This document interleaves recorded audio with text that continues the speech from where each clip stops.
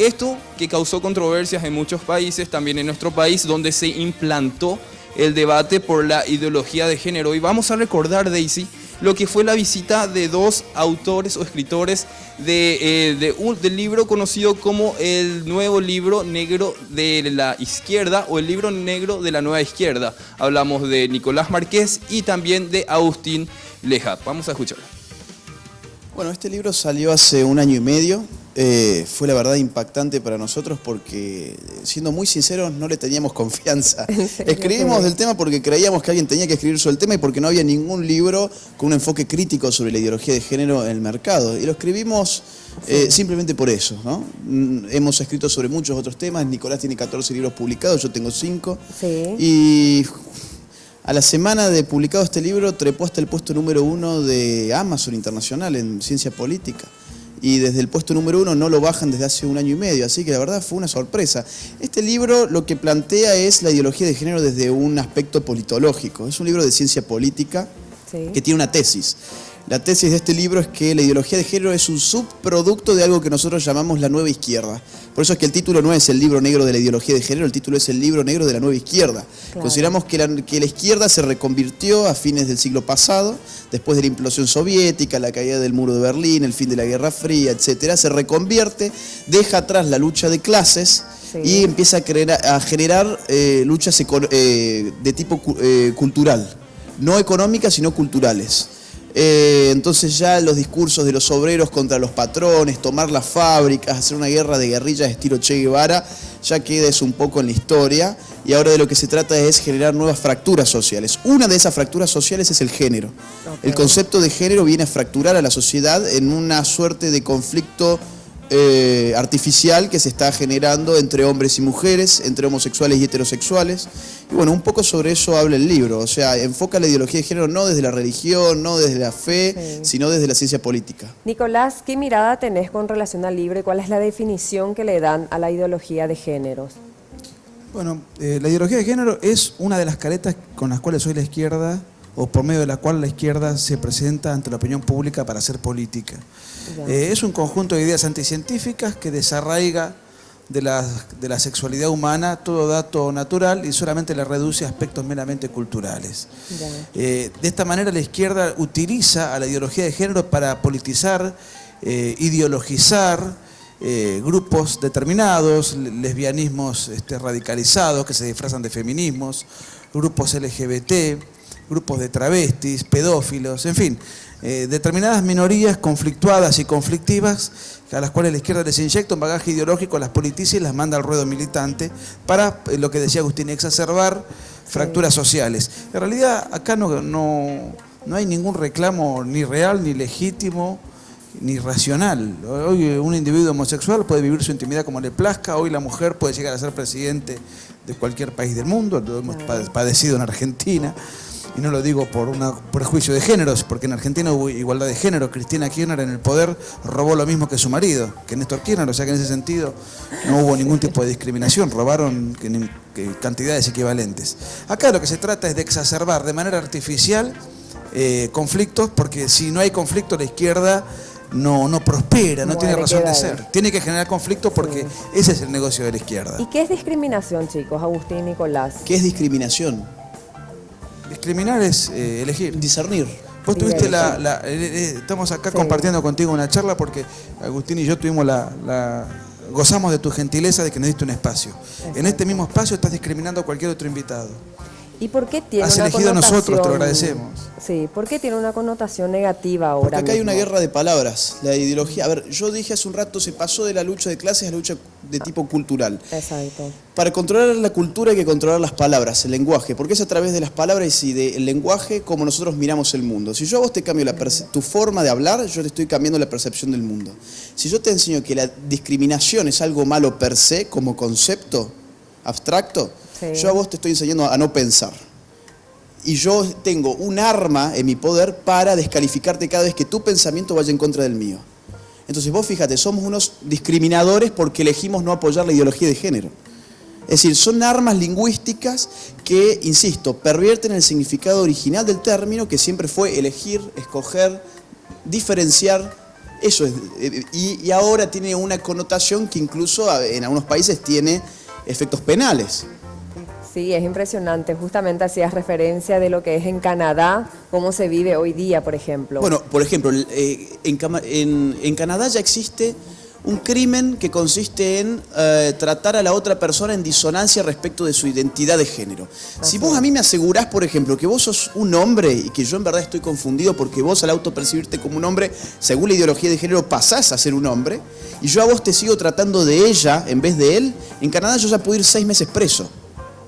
¿Te das cuenta? La ideología de género, Nicolás dijo algo que es clave, dos cosas. Número uno, es anticientífico. ¿Por qué es anticientífico? Porque vos te podés creer que sos un hombre y no lo vas a hacer. Sí. Vos te podés creer que sos una paloma y no te van a salir alas por creerte que sos una paloma. ¿Te das cuenta? Es anticientífico, pero bien, tiene propósitos políticos. Y por eso es que nos interesa a nosotros la ideología de género. Porque la ideología de género no es una propuesta, no es una invitación, no es un tema abierto al diálogo siquiera. Es una imposición que se impone con arreglo al Estado, con la ley. Está contra lo natural, Nicolás. Agustín dijo, tiene un propósito político, pero además tiene un propósito político autoritario. Ese es el gran problema. Además de que es negativa su aplicación, porque en su naturaleza es inherente a la ideología de género recortar las libertades. Por ejemplo, lo que acabas de señalar recién, que estábamos conversando de alguna manera, por ejemplo, la libertad de expresión, que es criminalizada. Entre muchas otras libertades, la libertad religiosa, la libertad de expresión, la libertad civil, la libertad política, la libertad económica. La ideología de género es un atentado contra las libertades, entre muchas otras cosas.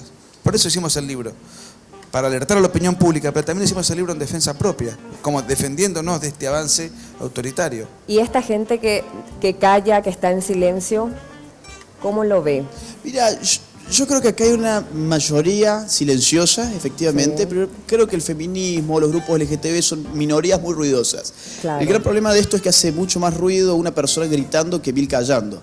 Entonces, los efectos políticos de las masas empiezan a visualizar cuando ellas toman conciencia de los peligros de la ideología de género y marchan, como se veían las marchas en el video que pusieron hace un rato, donde la gente salió a las calles a expresarse, los políticos tuvieron que girar el sentido de sus políticas públicas y abandonar la ideología de género.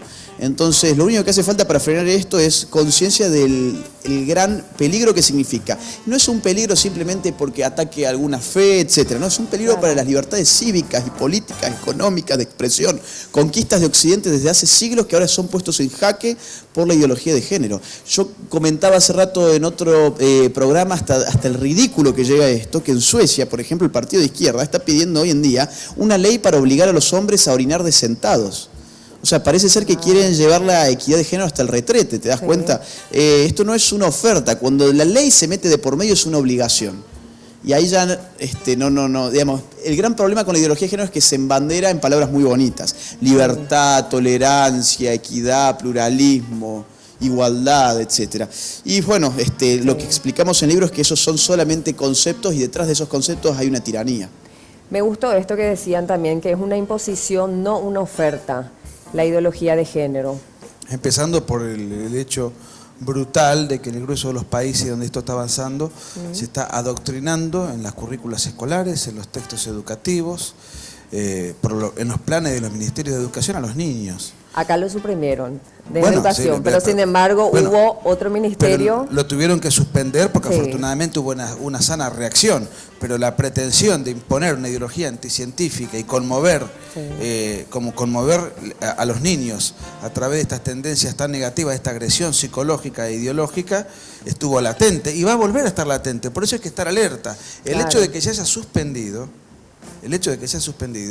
no tiene que suponer que esto es un triunfo contra la ideología de género. Es un triunfo, afortunadamente, pero es un triunfo transitorio. La ideología de género no descansa y la semana que viene o al día siguiente de la suspensión va a salir con renovadas embestidas y pretensiones de instauración. Fíjate que hace 5 días estuvimos en San Diego, al límite con San Diego, y nos comentaban en los colegios de San Diego ya se aplica una política que consiste que un par de veces por año, no sé bien cuántas, pero son un par de veces por año, a los nenes del kindergarten de 5 años les arman un juego que consiste en que ese día los nenes tienen que ir con ropa de mujer y las nenas con ropa de hombre y simulan una suerte de casamientos homosexuales y ese tipo de cosas. 5 años. Ya lo están promoviendo. Ya lo está promoviendo, en San Diego.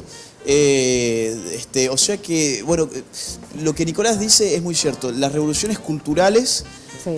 se expresan primero que nada en las mentes más jóvenes, porque son las mentes vírgenes. Claro, Convencerte las a que vos están que yo soy fáciles. una mujer, a pesar de que me veas como un hombre, va a Sí. ser muy difícil. Ahora, convencer a un chiquito de 5 años va a ser mucho más fácil.